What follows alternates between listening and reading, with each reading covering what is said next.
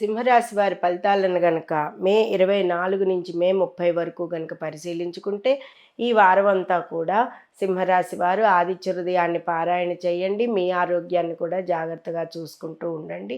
కేతు ప్రభావం వలన వచ్చే అంటే ఈ మూడ్స్ మారిపోతూ ఉంటాయి కేతువు వలన. ఇప్పుడు కాసేపు మాట్లాడతారు, కాసేపటికి కోపం వచ్చేస్తూ ఉంటుంది.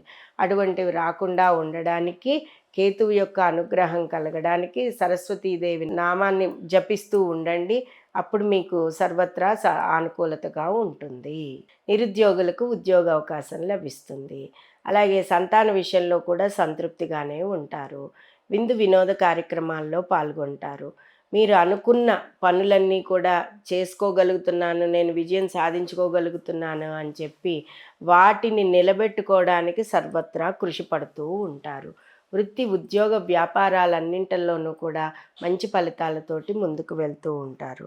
ఇక ఆర్థికంగా వ్యాపారస్తులకు మధ్యస్థమంగా ఉన్నా కూడా అనేక లావాదేవీలన్నింటినీ కూడా దాటుకుంటూ ఆర్థికంగా నిలబడేందుకు కూడా మంచి ప్రణాళికలు వేసుకుని ముందుకు వెళ్తూ ఉంటారు.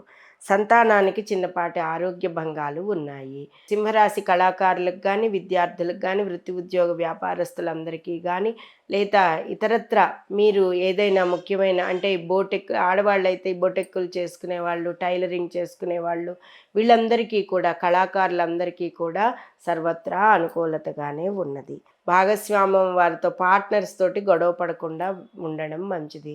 కళత్ర లేదా భార్య లేదా భర్త చిన్నపాటి వాగ్వాద సమస్యలతోటి మీరు కనబడుతూ ఉంటారు. అవి లేకుండా ఉండడం అనేది కూడా మీకు చాలా మంచిది.